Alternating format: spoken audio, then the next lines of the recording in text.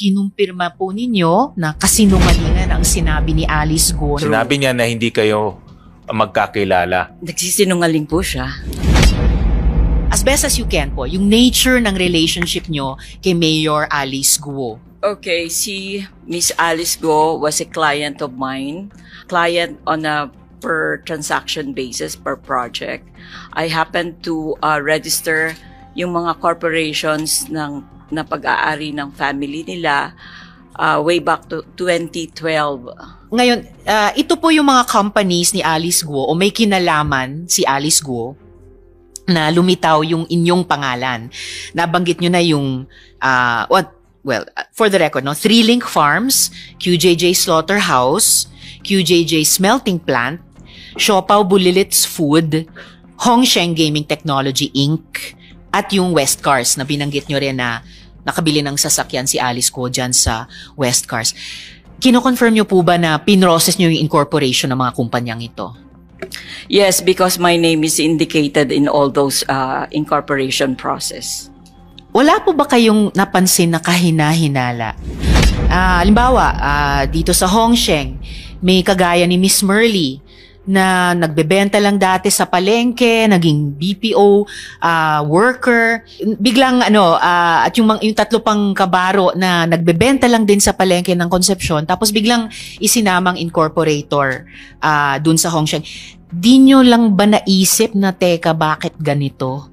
Para bang may dummy incorporators? Yung sa mga other corporations niya, it's all family. Tapos nagkaroon siya ng dalawang companies na yan, yung Hongsheng at saka Yung Hongsheng, ang dealings ko dyan is, kausap ko si Alice, please incorporate. Ito yung mga detalye. Please assist si Miss Leila, yung tauhan niya, on all papers. So if I need anything, dun sa tauhan niya ako kumukuha ng information. So it's always a presumption of regularity, Your Honor. Miss Nancy, aminado kayo na kayo ang gumawa ng incorporation documents ng Zunyuan. Nagpatulong ba sa inyo si Alice Guo para dito? At may sinabi ba siya na tulungan mo ito? Nag-message siya sa akin, I need, may papa-incorporate siya. Please assist. Ang reply ko sa kanya, give me all the details. Binigay sa akin, prinoses ako in a legal way. Dumaan siya sa PAGCOR, nakakuha ko ng endorsement. So, lumabas ang SEC certification. Noon, sabi ni Alice Guo sa amin, walk-in lang daw yung Zunyuan. So, sino yung pinapa-assist niya sa inyo dito sa incorporation ng Zunyuan? Yung si Miss Laila, ang kausap ko. Si Miss Laila Masiklat or Laila Tulio. Nag-message sa inyo si Alice Guo at sinabi, Miss Nancy, assistehan nyo si Miss Laila para i-incorporate yung Zunyuan. Ganun po ba yon? Yes. Not the Zunyuan. Yes. It's the first Pogo company, which is the Hongsheng. Okay, for Hongsheng. Pero kanina nung tinanong ko sa inyo yung pag-incorporate nyo sa Zunyuan, sabi nyo nga nag-message si Alice Guo sa inyo na please assist. So doon sa incorporation ng Zunyuan, sino yung pinapa-assist ni Mayor Alice sa inyo na ma-incorporate yan? Ang sinabi niya na pangalan, Attorney Joy. Hindi ko rin siya kilala. Sino naman daw yung Attorney Joy? As I go over, Madam Chair, on the transcript of the committee hearing on May 22, in-acknowledge ni Alice na yung Attorney Joy is lawyer niya. Ito ba yung si Phil Joy Baluyot? Yes. So siya ito. Nabasa niyo pala yung transcript ng hearing namin? Yes, ma'am. I'm curious. I'm almost touched. I'm curious. Bakit niyo binasa yung transcript ng hearing? At paano niyo nabasa? Kasi I wanted to find out kung ano ba yung sinasabi ni Alice. And maraming talaga, dininay niya ako, hindi niya ako kilala. So you're confirming na si Alice Guo, pina-assist niya sa inyo si Attorney Phil Joy Baluyot para i-incorporate ang Zunyuan. And if anything I need about the incorporation of that company, refer to Attorney Joy. kayo rin ba yung gumawa ng succeeding pang documents ng Zunyuan? Halimbawa, yung increase in authorized capital stock. Kasi bakit andun pa yung pangalan nyo? Okay, it's like this. Kaya nga nung may sulat ako sa office nyo, in-indicate ko yon, may notation ako. Yung 2 increases na yon, hindi ko ginawa yon. But then, they still made use sa cover sheet, andun pa rin yung lahat ng details ko. Sa initial registration kasi ng corporation, yung cover sheet is generated. So pag nag-apply ka, lalabas na lang yon, may barcode and everything. Pero pag increases ng capitalization, yung cover sheet na yon, typewritten lang yon. So, they could have used my name, all my details, parang ako pa rin ang nagparehistro nun, pero hindi ko po ginawa yun. Sino kayang gumawa lang ng typewritten cover sheet, ginamit pa rin pangalan nyo kahit hindi naman kayo yung nagpapa-increase ng authorized capital stock? Si Attorney Baluyot kaya ang gumawa nun? I think so. Kasi dun sa payment pa lang, ng filing fees for the increase, ang pangalan ng Baluyot andun din. Ang notarial niya andun din ang pangalan niya. So I can say na hindi ako yun.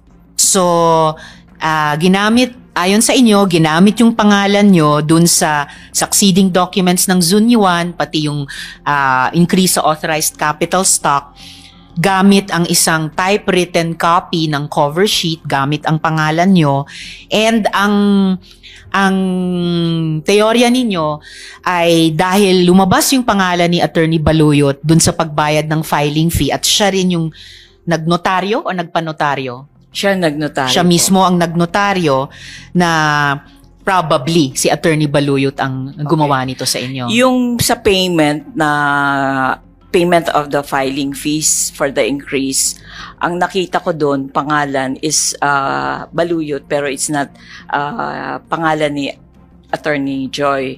Alright, so kung sino mang Baluyot ang nakalagay doon, whether it's Attorney Phil Joy Baluyot or ibang Baluyot, abogado din po, I guess, kasi nagnotaryo. Possible na related sa kanya. Opo, pero abogado rin, kasi siya yung nagnotaryo, yung Baluyot na yon. Yung Attorney Phil Joy, sigurado ako na abogado po siya, pero yung nagbayad sa land bank, hindi ako sigurado kung abogado siya.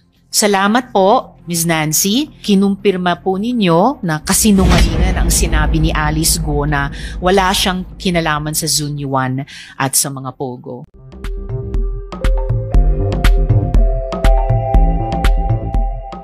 Yes, sir. Paano po lumabas yung pangalan ni former Secretary Harry Roque when we do not have any evidences linking Secretary Harry Roque to the said house?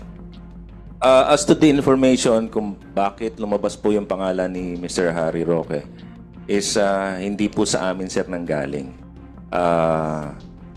Siguro po, sir, may mga nagtanong-tanong po doon if whether kung nakikita po nila si Mr. Harry Roque doon o yung former spokesperson na Harry Roque.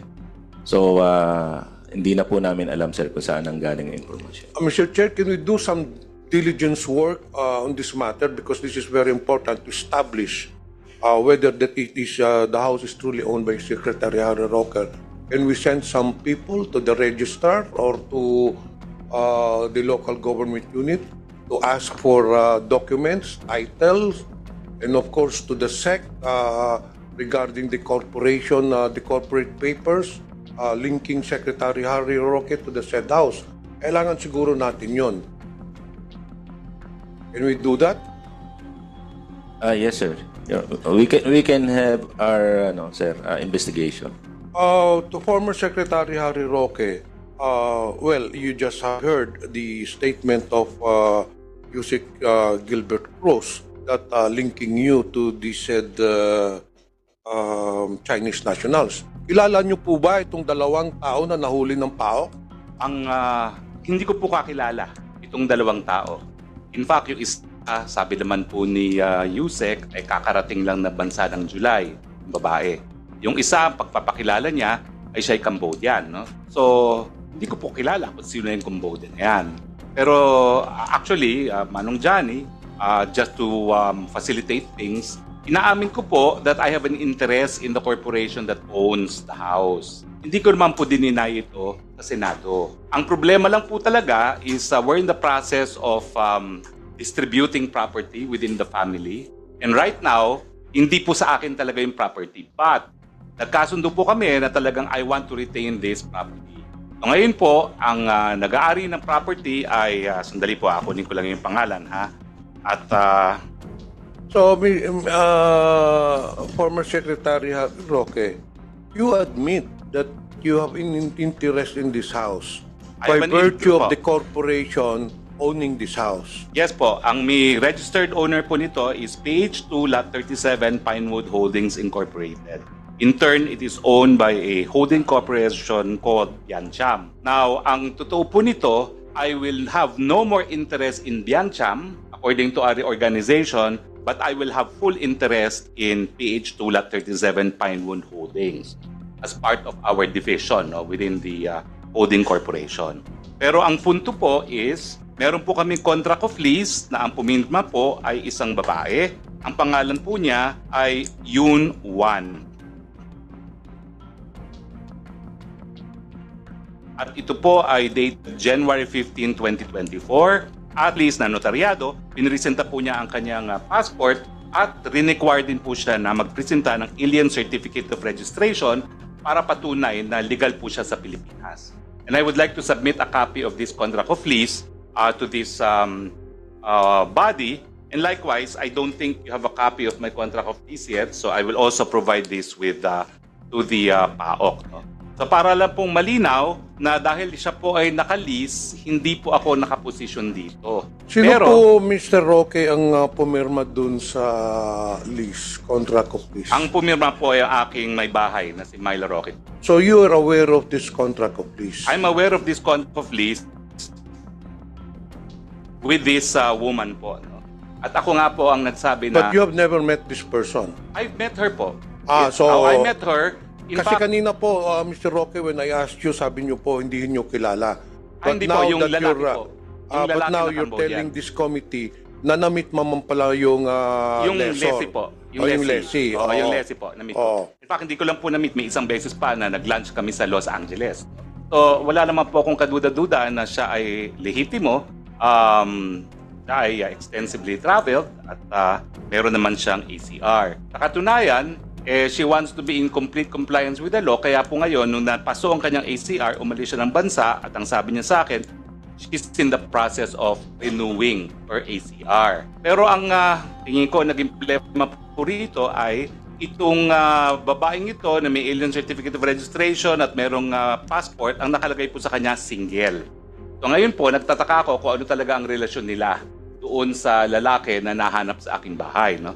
At nung nahanap nga po yung lalaki sa aking bahay, ito nga pong si Ana, no? Ang tawag ko sa kanya Ana kasi yun yung American name niya, hinanap ko at sabi ko, sino yan? Well, yun nga po, lumalabas na yung Cambodian pala ay isang partner niya, pero ang hindi ko naman alam, hindi sila kasal, ewan ko talaga kung talaga siya nananatili doon, pero meron po akong katiwala doon. Kasi po, natakot ako na kapag pinaupahan ko sa incheck, sa Chino, sorry po for the derogatory word, minsan po kasi nung ako'y nasa gobyerno, nagreklamo sa akin yung mga residente na isang subdivision sa Parañaque, rinifer ko sa OIC na NBI, at ginagamit daw ang isang residential house bilang pogo. So, para nga po maiwasan na maging nagamitin ito for any other purpose, hindi ko po pinaalis yung katiwala ko doon. Sa labas lang sila ng bahay, nag-aalaga ng hardin, nag-aalaga ng baka, at pinamamasbadan ko po kung ilan talaga ang pumapasok sa bahay. At ang sabi naman po nila, 3 hanggang 4 lang po ang talagang nag-i-stay sa bahay. At wala Mr. Roque, talagang kailan ho niyo nakilala itong Leslie ninyo? Well, actually ako po, na-meet ko siya sa LA, kailan lang po. Tapos na-meet ko rin siya nung simula Wait. po, no? Mr. Chair, na-meet mo yung Leslie, nasa LA ka. Hindi po. Nag-lunch kami sa LA. Okay. Nag-lunch po kami sa LA. When you met this person, this Leslie, meron ng existing contract of lease o wala pa? Meron na po. Kaya ako po siya kakilala. Kailan po nag-start yung contract of lease ninyo, Ang Mr. date Chair? po dito ay January 15, 2024 po itong hawak kong contract. So prior to the signing of the lease contract, you never knew this person? Yung lalaki po. Pero yung Yung babae, babae, kilala ko na rin. Matagal na mukhang kilala to. Kakilala ko na rin po yung babae. Pero ang contract of lease po niya is January 15, 2024. January 2024 yung contract of lease. So, kailan na ho nyo nakilala itong taon to? Hindi naman po matagal, kailan lang din po. Hindi ko lang po maalala talaga kung kailan. Pero kasi matagal na nilang gusto i-lease yung property. Ang balita Sino ko dun po ang nagrekomenda sa inyo itong person na ito? Well, sila po talagang mapursige na gusto nilang umupa. Ako, nung una, ayaw ko talaga kasi gustong-gusto ko po yung bahay ko, no? At palagi po ako dun sa lugar na yun, no? Pero nagpupumilit at ang nangyari, ako naman po ay nandito na sa Manila. Sabi ko, sayang naman, nabubulok. Sige, paupahan na, no? So, ito po, isasubmit ko po yung aking contract of lease. Yes, please do. Pero Mr. Chair, Vice Chair, can we also have the copies of those Secretary Roque, yung incorporators? You said a while ago that there is a corporation. Opo. Can you kindly submit also to the committee? Hindi ko po dala, but I can of course submit it. All right, thank you so much. Okay. Go ahead. Yeah, Mr. Chair, please submit it, Mr. Roque. So it has been established, Mr. Chair, as per, of course, the admission of Mr. Roque, that he truly owns the house, no? Kasi hindi ka naman magpapalis. You're the one who signed the contract of lease. Well, we have Yung an wife interest mo, in the ikaw corporation po. nagpirma. Yung wife ko po, But hindi you ko po already tinatanggi admitted, naman yan, you no? already admitted earlier that hindi ko by naman po. virtue of your owning the corporation Yes po. which owned the house, so literally, kayo po may-ari nun. Now, my the question corporation, is, Mr. Roque, since kayo naman ang may-ari nun, pinupuntahan din naman ninyo yon. I'm very sure, according to Mr. Cruz, doon sa mga neighborhood, nakikita po yung presence ninyo. Did you not do any due diligence getting the background of this lessee? I did po by asking for the alien certificate of registration. Hindi po ninyo tinanong kung saang negosyo, ano ba negosyo nila? Well, Because it seems that very Oo. clear, kaya hinuli yan, i-involve talaga sa illegal pogo. Ay, hindi po. Inuli po yan at ako po yung nakipag-ugnayan na sa Chinese Embassy rin dahil may wanted pala siya for financial fraud. Hindi po sa Pogo. So, malinaw po yun, no? At napahiya nga po ako sa Chinese Embassy dahil ako yung malapit naman sa kanila, no? At in-explain ko rin na wala akong inalaman na meron palang pugante sa China na nanirahan dun sa bahay na yon, no? Pero malinaw naman po na sabi po sa akin ng embassy, kaya nga po siya nasalagay sa red list ng Interpol. It's because of financial fraud. I think it is P2P in fact. Hindi ko nga alam kung ano yung P2P, no? Pero P2P financial fraud, kaya siya dinagay po sa Interpol red list. At hindi naman po dahil sa Pogo. So, At, Mr. Roque, Mr. Chair, wala kayong previous dealings nitong lessee? Wala po. May I ask Yusek Gilbert Cruz? Well, it has already been established, it has already been said, it's in the record that Mr. Roque owns the house. Do you think, Yusek Cruz, that Mr. Harry Roque is a person of interest, considering that the per lessee who is leasing his house is involved in illegal activities? Do you think that Mr. Harry Roque will be a subject of investigation or should be investigated? With this development, sir, we will include former spokesperson Harry Roque in our investigation. But of course, sir, we need documents coming from all the agencies involved to prove the ownership of the property. Okay, we will let you finish your investigation, ongoing pa man ang ano. So let me go to the last matter. Masali na lang ako, Mr. Chair. Yesterday, Chairman Al Tenco was interviewed in Head Start. And he said that sometime last year, I don't know, last year or this year, that Mr. Harry Roque accompanied Miss Cassandra Leong to Pagcor to assist her in the renewal of their license. Totoo po ba yun, Mr. Harry Roque? Manong Johnny, Kong, hindi po yun ang sinabi ni Chairman Altenco. But I saw it. Pero Hindi sa... naman nanood ako kahapon. That's all I did. Oo. Sa Before Senado, going to Manong, we can call May I Mr. remind the, Altenco, wait. and we can excuse me, Vice retrieve the files of the interview. It was very clear. Mr. Altenco said during the interview na Mr. Harry Roque accompanied Cassandra Leong with regards on the request for the renewal of their license because may $500,000 na hindi nabayaran kaya hindi ma-process yung license nila. And I don't think Mr. Altenco will go on nationwide TV telling lies. So we can retrieve that file of that interview. So you can tanong ko po, Mr. Harry Roque, totoo po ba yun? Attorney Roque, resource speakers, reminder to address the chair. yes, Thank you so much. Mr. Chair, hindi po. 2 beses na po nag-testify si Chairman Altenco at nandito po si Attorney Fernandez na kasama po doon sa meeting. Hindi po ako lumapit kay Chairman Altenco on July 26, 2023 para kumuha ng lisensya. Linapit ko po siya, yung Cassandra Ong, para po magkaroon ng rescheduling of payment sa mga pagkakautang di umano dahil na-dispalkuhan yung Lucky South ng pambayad sa PAGCOR. Binigay daw po nila di umano sa kanilang representative sa PAGCOR na si Dennis Cunana yung pera at na-dispalko.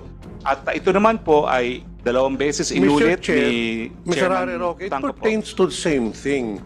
Ay. Sinasabi nyo, ang dinideny, ang tinanong ko sa inyo, totoo ba na nagsama kayo? Totoo po, yun sinamahan ko yun po. po ang tanong ko. Opo, pero... Now, ang sinasabi nyo, you are denying na hindi dahil dun sa renewal ng license, dun Tama sa po. bayad. But still, it's still the same issue dahil you cannot renew your license until such time that the $500,000 will be paid. So ganun din po ang objective nun. Kaya sinamahan nyo siya para matulungan na mabayaran yung $500,000, but the ultimate objective is for the renewal of the license. Hindi po ba? Mr. Chair, hindi po. Kasi hindi pa po mapapaso yung lisensya at that time. At in fact, yung last hearing sa Senado, sinabi naman po ni Chairman Altenco na meron pa silang lisensya which was granted by the previous administration and good for 3 years. So hindi pa po sila up for renewal. Okay. Yun lang po. That's besides the point. But you admit that sinamahan po ninyo si Cassandra Leong sa PAGCOR to meet with Altenco. Totoo po yan. At paulit-ulit ko naman po yan. In-affirm din po, Mr. Chairman, sa Senado. So, Mr. Roque, Mr. Chair, ano ang relasyon ninyo kay Cassandra Leong? Are you a legal counsel? Are you a consultant? I am Why legal- did you have to accompany Ms. Leong to PAGCOR? Well, In I what am- capacity? In my capacity as a practicing lawyer po, because the company that she represents is Whirlwind Corporation. Whirlwind Corporation po is isang service provider. At ang kliyente po niya ay ang Lucky South. And I'm happy po na nandito si Chairman Domingo para ma-explain ko anong nature ng service provider. They provide all services po to their POGOs, lalo na yung mga nasa POGO Hub, kasi po hindi nag-i-English yung mga POGO na yan. So they deal with the outside world using service providers. At yan po yung negosyo ni Whirlwind na kumpanya po ni Cassie Ong. No? At yung panahon nga po noon, ang problema nila, yung representante nila sa PAGCOR mismo, di umano, ang kanilang naging problema. So ako naman po, in-accommodate ko naman po dahil alam ko na parang nabiktima naman itong mga taong ito. At yun nga po, ang hiningi namin kung po pwedeng bayaran yung obligasyon na gifts, no? By installment basis. Pero wala pa pong usaping lisensya nung panahon na yon. Mr. Chair, Mr. Roque, Interjection lang, Vice Chair. Kapraso lang. Just wanted to find out the Whirlwind Corporation is a Whirlwind Corporation is a realty development corporation. Am I correct? Tama po yan, Mr. Chair. At kaya po ako unang nakilala yan matapos ang eleksyon, ang nagpakalala po sa akin, sila daw ay mag-i-invest sa mga renewable energy projects. Pero, former Secretary Roque, hindi sila nagpo-provide no service hindi sila service provider, in other words. Kasi dito ata sa incorporation nila, it's all about realty development. So, I was confused kung nagpo-provide sila ng service, ang Whirlwind. Apo. Well, again, apo. Nagpo-provide sila sa... Wait, sandali ha. Because in accordance with the SEC, ano lang po sila? Realty development. So, why are they providing services? Sila po ang umupa dun sa lupa, sa Porac, at sila po ang nagpagawa ng mga buildings. At sila po ang nagpapaupa sa Lucky South. Yes, so, correct. yung by being a service provider, at alam ko po naman po, ang patakaran ng mga ibang service provider, ganyan rin, sila nagbibigay ng physical infrastructure, pati computer sila nagbibigay, at iba pang mga serbisyo dun sa mga nag-ooperate ng Pogo, kasi mga Pogo talaga, mga Chino, at dun sila talaga sa electronic gambling na involved. So, aside from the realty development, they provide services as well. Tama po yan. At kaya But nga in relation to their SEC, ang purpose lang nila is specifically for development ng properties.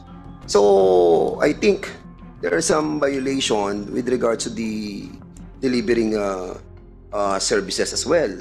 Hindi ko pa po Mr. Chair, hindi ko pa po nakikita yung articles nila, pero totoo po na they are first and foremost a real estate it's here, company. Secretary Roque. The amended articles of incorporation of Whirlwind Corporation is primarily to engage in realty development. That's their purpose. Tama po. Mr. So, Chair, kung sila po ay nagbibigay ng ibang serbisyo, then it's beyond their corporate responsibility nila. normally Diba? po, merong primary at merong secondary. So it could be covered by a secondary purpose po, no? So we will check the meron namang secondary mga- purpose. Oo. Okay, for the meantime, we'll be asking. Sige, go ahead muna. I'll be hanapin ko lang. winding up my interpellation, Mr. Chair, to give chance to other.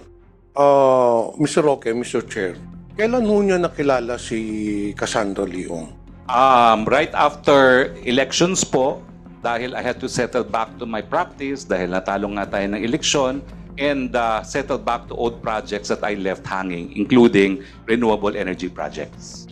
Paano ho niyo nakilala si Cassandra Leong, Mr. Chair? May nagpakilala po sa akin na isang Malaysian company also engaged in renewable energy, at ang sabi nila sa Singapore, merong company na may presence sa Philippines that is seriously studying the feasibility of starting an integrated solar panel manufacturing facility, kasi nga po binoboycott ng mga Amerikano yung solar panels na made in China. Kailan po, anong year po kayo nakakilala ni Cassandra Leong? Matapos po ang eleksyon. Ang eleksyon po ay 2022.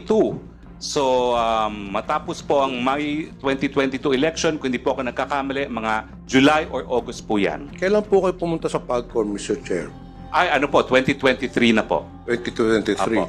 Nung nakilala po ninyo si Cassandra Leong, hindi ba ninyo alam, hindi ba niya sinabi na she's involved in POGO operations? Ang alam ko po, sila nagpapaupa nga doon sa Porac. Pero that's one only of their businesses, at marami silang businesses, especially in Singapore. At in fact, ang palagi ko pong kausap ay isang non-resident sa Pilipinas. Lumilipad po siya from Singapore to discuss with me the feasibility of the solar energy project, no, which is in Cebu. At yun nga pong CEO na yun ang dahilan kung bakit hindi ko nakumbinsi sila mag-invest dun sa solar project na yun, kasi ang reklamo ng kanilang CEO who's based in Singapore is napakababa po noong, ano ba tawag doon, yung babayaran po ng Meralco doon sa proyekto, no? Kasi yung proyekto na gusto ko sana mag-invest sila ay meron na pong ganon, no? PSA. So wala pong nangyari doon sa mga Mr. efforts. Roque, sa ko. tingin niyo po, bakit kayo nilapitan ni Cassandra Leong? Ay ako po lumapit sa kanila dahil naghahanap po talaga ako ng investors para sa mga proyekto ng renewable energy. Are Kasi you in fact, consultant of Whirlwind Corporation? I am in fact legal counsel po. legal Because- counsel kayo Opo. ng Whirlwind Corporation. Opo. So you have had a long dealings with Cassandra Leong. Well, hindi po long kasi after I accompanied them in PAGCOR, 2 months later, they told me they have a problem with their landlord, that they were being evicted from the property at meron na raw writ of execution from the RTP.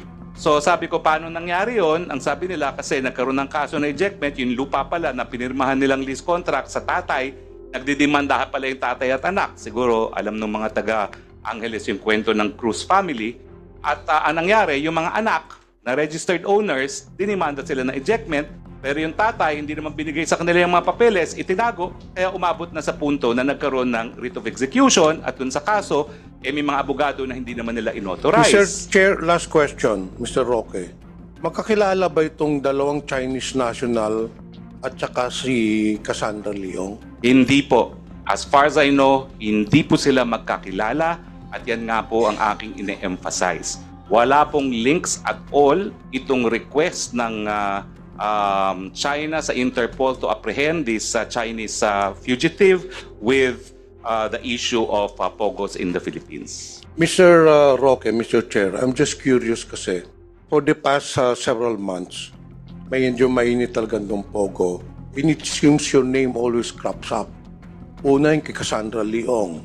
Your name was involved. Then itong pangalawa, itong sa raid ng bahay mo, your name again is involved. So, di po natin maalis sa madlang publiko at dito sa komitiba that you might be involved in these illegal activities. Hindi po tama yon, and I don't think there's any basis for saying that.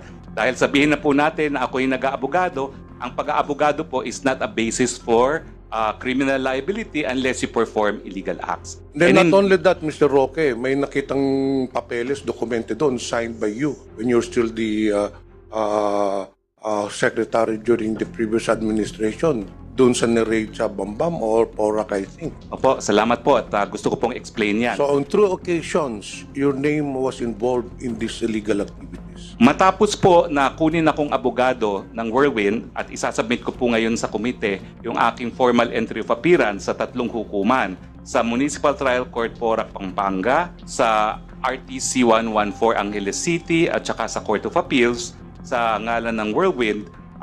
Yung unang-unang ginawa po namin itong ad cautelan motion to quash or recall writ of execution na inisyu ng Angeles City, Pampanga. Nanaig po kami dito. So it was a minor victory na na-prevent namin yung ejectment. Now, yung panahon naman po yun ay yung isa kong dating staff ay nagsimula mag-aral ng flying sa Clark. At matapos po ang isang hearing, sabi ko, nandito ako sa Angeles, join us, no? At doon po nagkakilala yung staff ko na si De La Serna na taga Bohol at saka si Cassie. Na matapos po na nag-meeting sila, sinabi naman ni De La Serna na siya magsisimula sa Clark at nagtanong, meron bang alam na po pwedeng tirhan dahil siya po ay taga Bohol. At ang alam ko po, ang sabi ni Cassie, pwede naman, meron kaming tirahan doon, kaya lang temporary lang kasi nga, depende ko ano mangyari doon sa kaso ng execution. Kaya po, nandoon siya doon sa premises, pero doon po siya sa tirahan. Iwalay po yung tirahan doon sa lugar kung saan ginagawa yung negosyo. Yun lang po yan. Thank you, Mr. Chair. I have no further questions. I'll just await the result of the investigation of PAOK.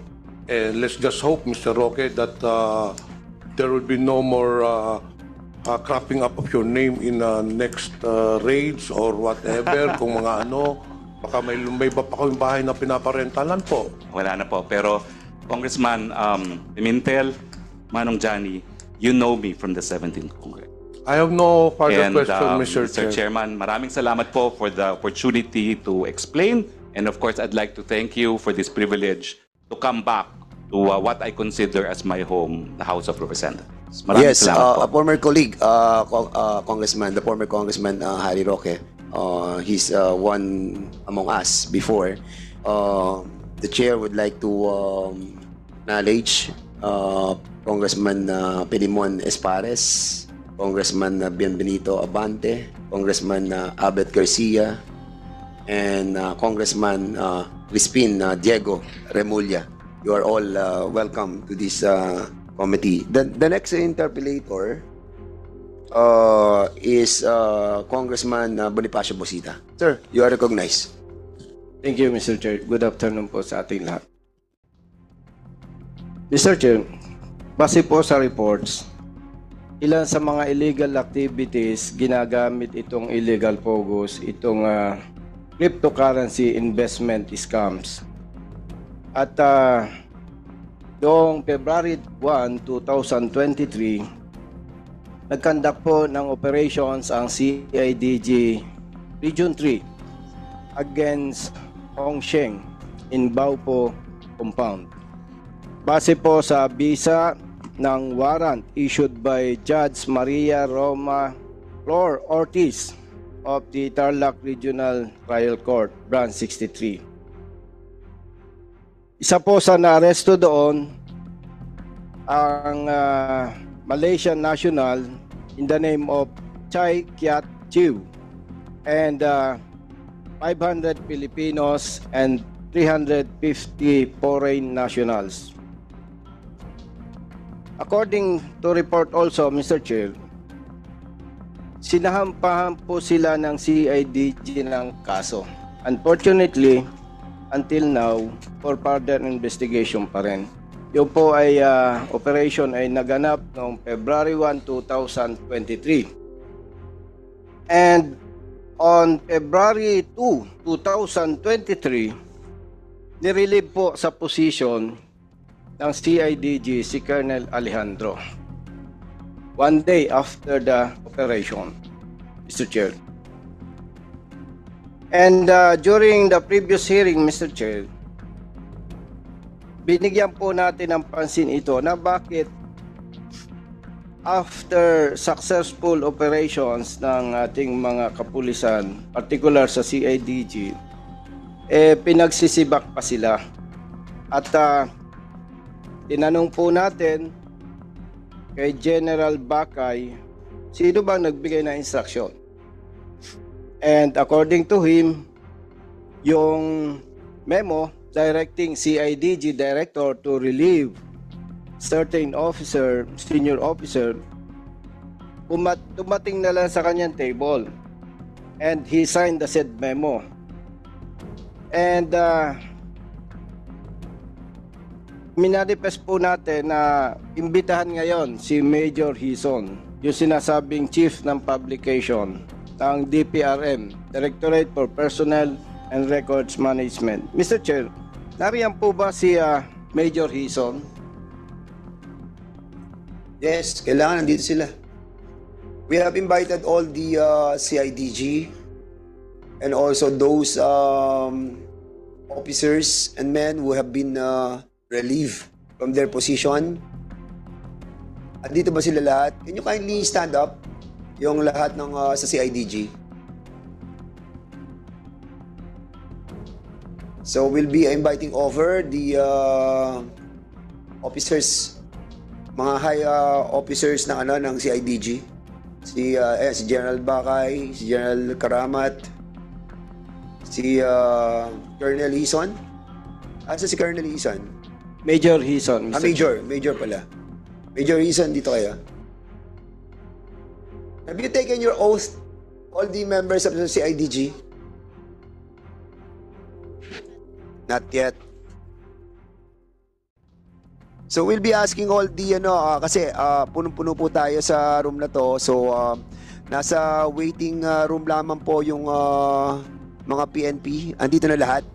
So those members of the PNP and officials, no, saka men and personnel, can you kindly stand up yung mga hindi pa nakakapag-take ng oath? Pakitayo po yung mga hindi pa nanunumpa na nagtitake ng oath. Yes.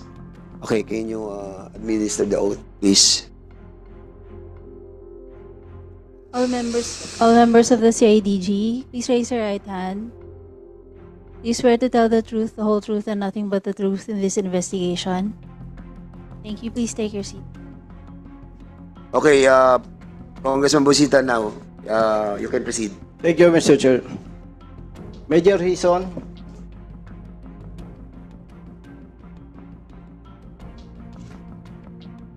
Good afternoon, the members of the committee, especially to the chairman. Mr. Chair, during the previous hearing, nabanggit po ni General Bakay na ang nag-submit po ng memo sa office niya is Major Hison. Gusto po nating malaman, Mr. Chair, kung totoo ba, Major Hison, na ikaw ang as chief ng publication, DPRM, ikaw ang nag-submit ng memo or signature ni General Bakay directing the CIDG to relieve from his post si Colonel Buyakaw. Is it true or not? Good afternoon, sir. Your Honor. So, with the publication section, sir, kami po yung nag-forward nung endorsement or yung memo directive to the office of the OIC DPRM that time, which was on April 17. However, the memorandum directive was prepared by the PCOD DPRM or the PCO Police Commissioned Officer Division of the DPRM. So that's the process flow of our communications. Thank you, Mr. Chair. Major Hison, sino po ang chief ng PCOD that time? The chief of the PCOD DPRM that time is Police Colonel Madeline Cacao, sir. So, ibig sabihin po, Mr. Chair, hindi rin kayang sagutin ni Major Hison kung sinong may instruction. Tama ba, Major Hison? Yes, sir. Because it was an endorsement coming from the PCOD DPRM, sir. So before pa dumating yung papel sa amin, sir, yung memo directive, sir, it was already prepared, processed, or evaluated by the PCOD DPRM, sir. Thank you. General Yes, Bakay, sir. Yung pong Senior Officers Placement Board, ang secretary po ba niyan ang PCOD chief? Tama po ba? Mr. Chair, the chief of the PCOD is present, Police Colonel Madeline Cacao. She is with us. And just to maybe shorten the inquiries on this matter, Mr. Chair, kung paano po nakarating sa table ko yung memo na yun, we have here the Senior Executive Assistant of the Chief PNP. Siya po yung nakatanggap ng order to issue. I would like to correct also, Mr. Chair, the memo I signed is not a relief order of Colonel Buyakaw, but an assignment of Police Colonel Ana as the director, as the RFU NCR of CIDG, Mr. Chair. But necessarily, of course, kasi ilalagay si Colonel Ana, it will follow na papalitan si Colonel Buyakaw. So, Mr. Chair, if you allow us, nandito po si former Senior Executive Assistant, the Chief PNP, who received the order for the DPRM to initiate the installation of Police Colonel Ana as CIDG NCR. If you will allow, Mr. Chair. General Bakay, if I may, Congressman Busita. So, ang sinasabi mo, General Bakay, it was the order of the executive assistant of the Chief PNP that Ana will replace Bukayaw. Correct, Mr. Buyakaw. Pero alam niyo na mayroong accomplishment si Buyakaw. Alam ng Chief PNP na mayroong nagawang maganda si Colonel Buyakaw. So why not assign Colonel Ana to other position? Why specifically yung kay Buyakaw while Buyakaw have accomplished something? If I may, Mr. Chair, during the accomplished DJ operation in Bamban, the Chief PNP was former Chief PNP Acorda. That was in the month of March. Umupo po na Chief PNP April 1 si current now. So sino nag-order na palitan si Buyakaw ni Ana?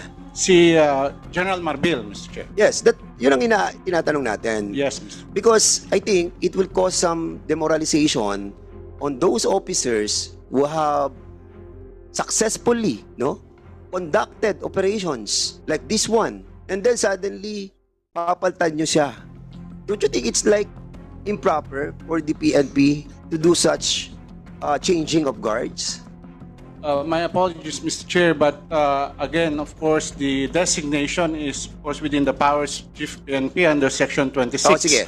of General Boracay, I got it. So, yung kay executive with the indulgence of Brigadier General De La Congressman Cruz, Busita, Mr. Chair. kaprasan na lang po. I just wanted to find out why all of the sudden napaltan agad si Buyakaw. And as a matter of fact, kanina sinasabi mo that there is a certain Colonel Busita Alejandro also? Yes, Mr. Chair. After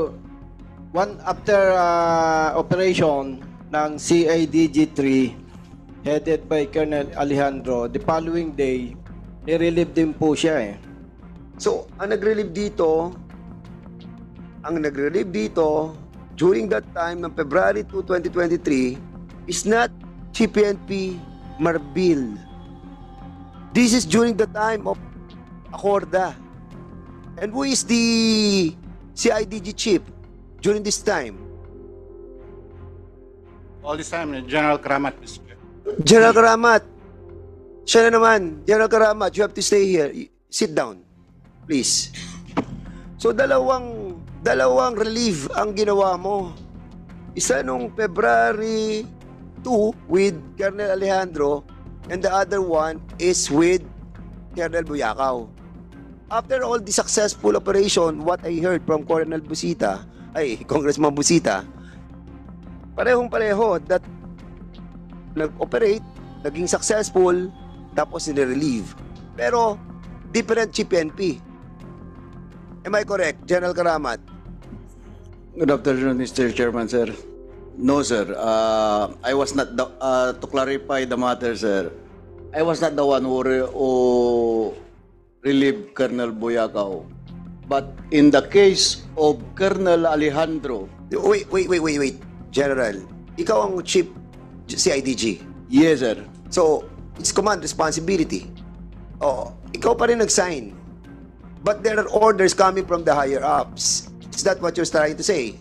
That's correct, Your Honor. So, during these two instances wherein the first nare-relieve si Colonel Alejandro and Colonel Buyakaw, ikaw ang CID chief. That's correct, Mr. Chairman, sir. Yes, that's the reason why your answer is wrong when you say no. So, ang ibig sabihin, hindi ikaw ang pumirma, pero may utos sa taas. Ganun ba yan? That's correct again, Your Honor. Okay. So now, going back to the interpellation of Congressman Busita, we are just wondering, dahil nung panahon ni Alejandro, February 2, 2023, ang Chief PNP dito ay si Acorda. Am I correct? That's correct, Your Honor. And during the relief of Colonel George Buyakaw, it was already Chief PNP Marbil. Correct, Your Honor. That's it. Correct. So now, and during these two incidents, you are the chief CIDG. Am I correct? Correct, Your Honor. Ayan. So ikaw yung common denominator dito sa pag-relieve ng dalawang grupong ito. Ang tanong natin nga kanina, tinatanong ko rin, why is it that after the successful operation, after a day, nirelieve natin si Colonel Alejandro at ito namang si Colonel George Buyakaw ay nirelieve din during your time. Why? Thank you, Your Honor. Let me clarify my position, sir. Go ahead. In the case of Colonel Alejandro, the cause of his relief has no connection to the operation of Banban. Before the operation in Banban last February 2023, Colonel Alejandro was already informed of the impending reshuffle of all the regional, of some regional chief of the CIDG.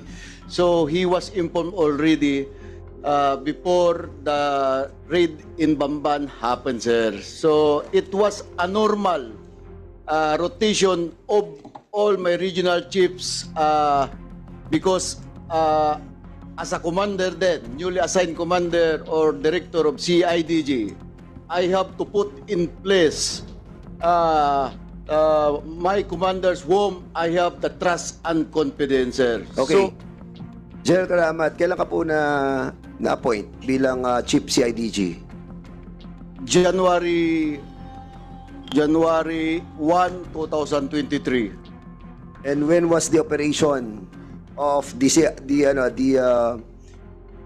operation doon sa Bamban? That was February 2023. And in February fact, 1, 2023. Yes, sir. Yes, sir. And in fact, Wait, General Karamat. yes, sir. So you were appointed as CIDG, na-assign ka January 2023. Yes, sir. February 1, nagkaroon ng operation, and then February 2, na-relieve si Colonel Alejandro. That's correct, Your Honor. Si Alejandro, ang position niya during that time is, Regional Chief of CIDG Region 3, sir. okay, Region 3. Am I correct to assume that during that operation, it was the Region 1 who augmented the operation? That's a different operation, sir. Kailan nag-augment ang Region 1 instead of Region 3? Kasi I have a report here that's telling us that the operation that was conducted, augmentation nanggaling sa Region 1, hindi sa Region 3. That was the operation led by the PAOK and Colonel Boyacao, this is sir. during the time of General Acorda, am I correct? That's correct, Your Honor. Bakit hindi kinuha sa Region 3 ni Acorda?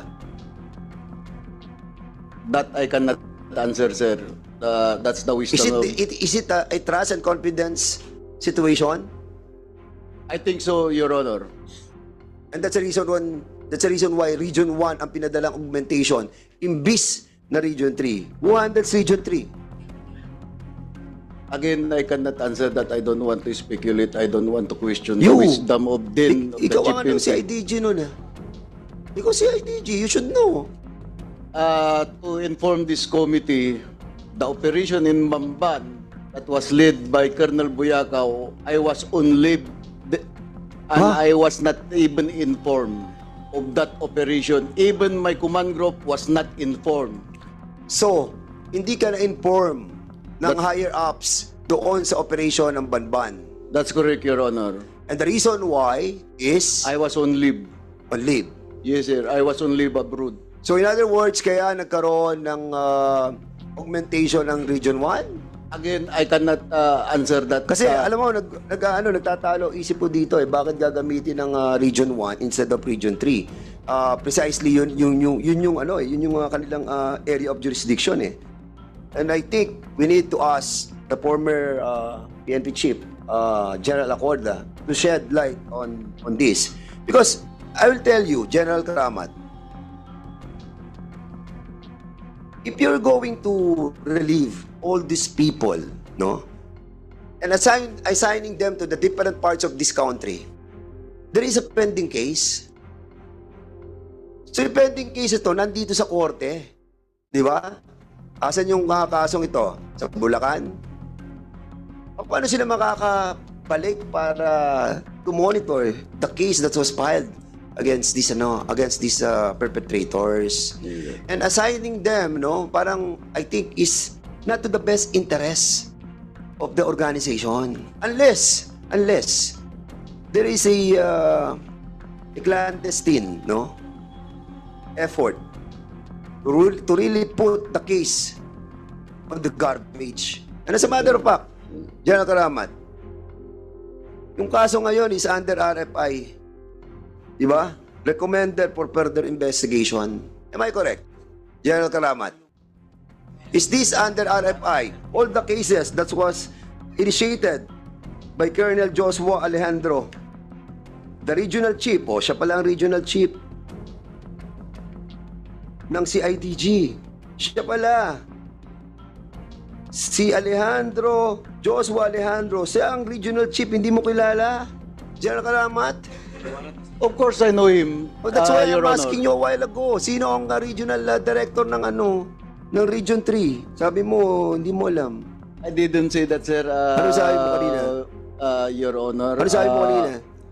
It was Colonel Alejandro, yung unang operation against the Pugo Ito ang in tanong Banda ko ulit, operation. General Karamat. Si Colonel Alejandro ang regional director ng Region 3. Siya ang nag-operate, di ba? Yes, Your Siya ang Honor. nag-operate doon sa Hongsheng Gaming Technology sa Bamban. But the augmentation of the people that was used is under Region 1. Correct. And you were telling us a while ago, you were on leave. The augmentation from Region 1 was a different operation conducted by Colonel Alejandro. Hindi ang Banban? You're under oath. The Wait. CIDG had conducted Wait. operations, sir. Yes. Okay. So yung augmentation ng Region 1 ay hindi sa Banban? Again, it was the operation led by Colonel Boyaca when there is an augmentation coming from Police Regional Office 1 and Cordillera, sir. Okay. TF, you conducted this operation. Can you kindly confirm the statement made by General Karamat? The first operation, sir, I think yung kay Colonel Alejandro, sir, it's a different one. And the second operation, same area to, sir, yung sa Banban po, Your Honor. And the second one, yung sa Sunyu 1, sir. Ito, sir, yung kay Colonel George Buyakaw. And that's true, sir.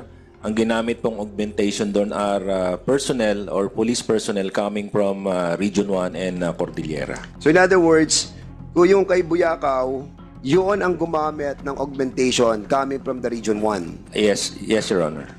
Okay, same question, General Karamat. Why is it during your incumbency as the regional, chief of the CIDG, no? Bakit ang ginamit is Region 1, not Region 3? Do you know this? Or you're still on leave? Still on leave ka rito? Again, sir, I was not informed of that operation, sir. That particular operation, sir. Hindi mo ba napapansin ba't hindi ka na-involved sa operations? Why is that so? It's only the former chief PNP that cannot answer that question, sir. And that's the reason why we have to invite the former chief PNP to shed light on this. Because para ako may nakikitang mga missing link dito I need to be given more information for us to find out the deeper problem arising this relief of these successful operations. Hindi ko talaga makomprehend kung bakit yun nirelieve yung mga tao pagkatapos imbis na bigyan natin sila ng pabuya. Di ba? Kasi alam nyo, ako hindi ako police, pero I know for a fact that kapag napunta ka sa NCR, parang ano yan level up Pero putting your people outside, no, after the complete successful operation, that will put a doubt on that transfer. And again, hindi ako. Babalik ko na po kay Colonel Busita. Chairman. And maybe later on. One quick question lang, Mr. Chairman, with regards to your query to... Will the good Congressman Busiti allow? One quick lang. Congressman Paduano. Chairman Paduano, you are recognized. Thank you, Chairman. Anyway, as you mentioned, General Karamat, you were installed as a CIDG chief. That was January. Tama? January 1. That's correct, Your Honor. Okay. Now, tapos nag-leave ka because you're abroad, sabi mo. No, my leave 2024 already, sir. Yung lead ni Colonel Buyakaw, sir. Let me clarify, sir, para hindi tayo nagkakagulo dito, Hindi, sir. magulo talaga kasi yung sagot mo kanina, you just leave because of that. You didn't know that operation because you're on leave. Di ba? That's correct, Your Honor. Oh, that was February. No. That's When? a different operation, sir. Hindi, Dalawang operation tayo dito, yung sir. time lang, ni Alejandro, na operation. Okay, sir. You're on leave or not? No, sir. Oh, so, alam mo. Yes, sir. Because actually, Hindi, sir, yes, sir, alam mo na. I personally know the operation, sir. Sandali Because po. yes Yes, or sir. no lang muna. Yes, sir. How do you know the operation of Colonel Alejandro? Because I was the one who approved the said operation, sir. Okay, you approve now. Yes, sir. How long is Colonel Alejandro as the RFU of? Nadatnan ko na lang siya po, sir, sa RFU 3 when I was assigned as the Director of Criminal Investigation and Detection Group, sir. Kaya nga that is why I'm asking you now, how Yes. long did Colonel Alejandro stayed? Kasi sagot mo kanina, routinary, di ba? Di ba sagot mo kanina, routinary? Yes, sir. Oh, kasi ang sagot mo, routinary at saka trust and confidence. Yes, sir. Oh, now, That's correct, sir. ang tanong ko nga, when was Colonel Alejandro assigned as Region 3 Chief? Ay, sagot mo kanina, routinary. Then, trust and confidence. According to my staff, sir, he was assigned there as a regional chief of CIDG in Region 3 for 6 months, sir. Oh, 6 months. Oh, kita mo. 6 months before his relief.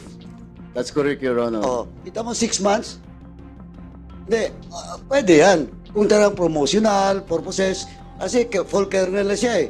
Di ba, kailangan niya kumuha ng, kung nasa linya sa, pwede kukunin yung entry, di ba? Now, but the question is just 6 months now. Okay, routinary, medyo malabo. Next is trust and confidence. Nakaupo ka, alam mo yung operation niya, successful ang operation niya. Is it not trust and confidence with regards to your trust As to I, Colonel Alejandro? as I said before, sir, before the operation conducted by Colonel Alejandro, which was personally approved by me, he was informed already of the impending reshuffle.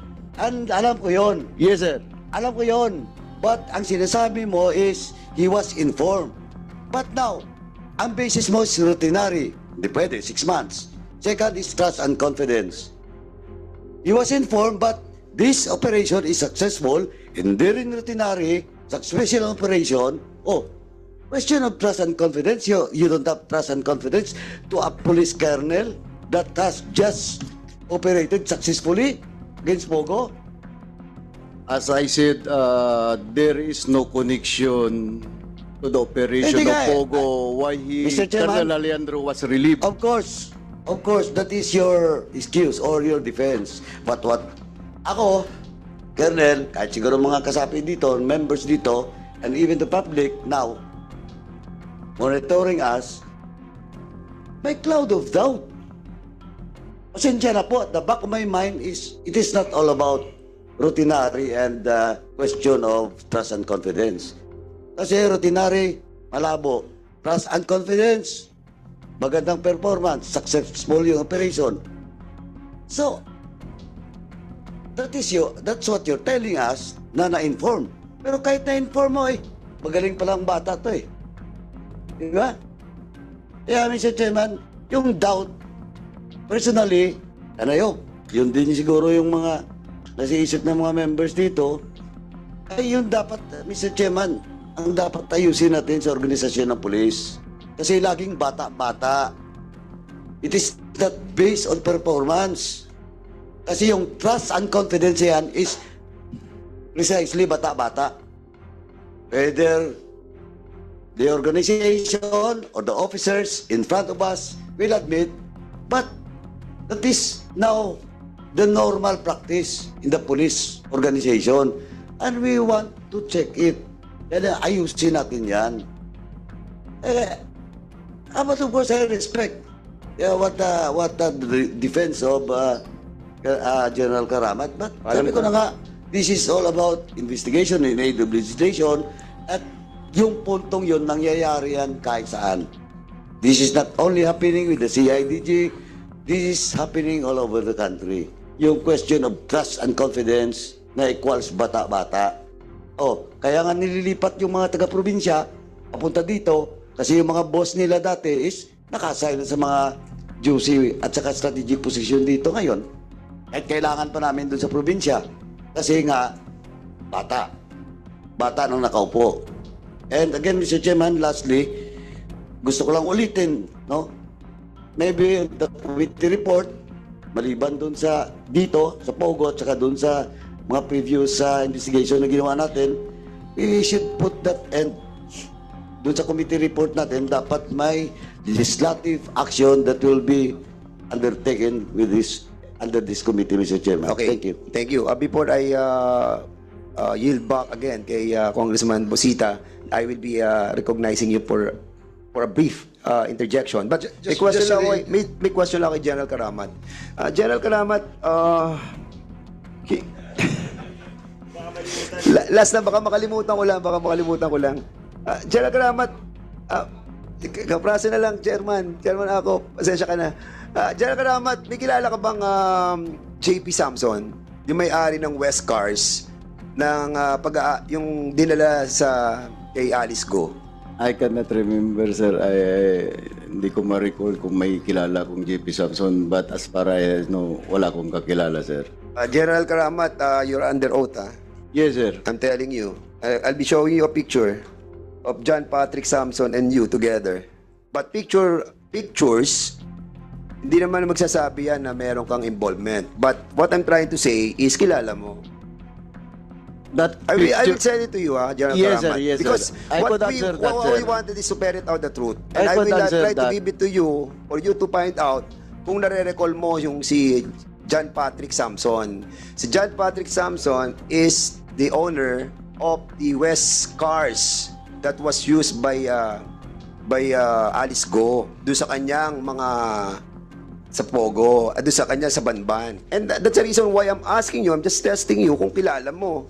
Tapos sinasabi mo hindi mo siya ma-recall. But now, are you going to tell us that you can recall him already?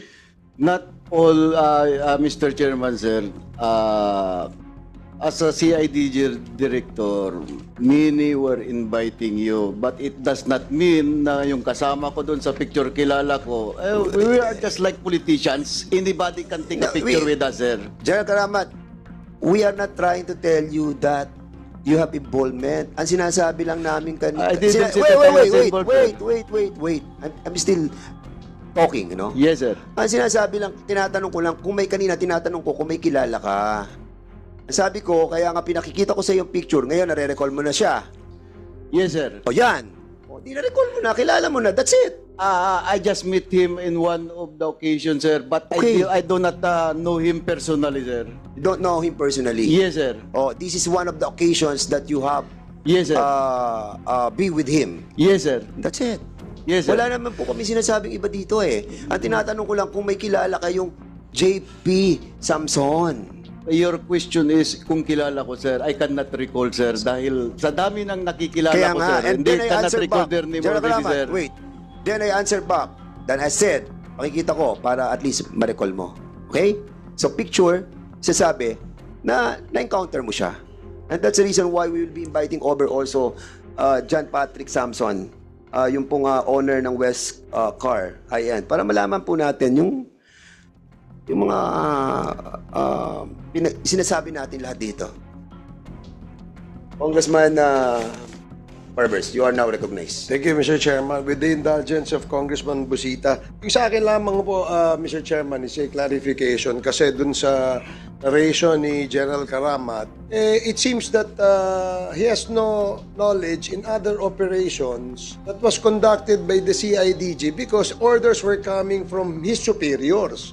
In fairness to General Karamat, Mr. Chair, marami yung movements dun sa kanila, sa CIDG na apparently, he has not been informed, he has not been advised, or he has not been given the instructions. So, tama yung punto kanina ni Chairman na siguro dapat para magkaroon ng mas malinaw na narration o kwento itong ating kasi ang pinupunto natin dito, Mr. Chair, is why were these CIDG personnel relieved after they had successfully raided in illegal Pogo.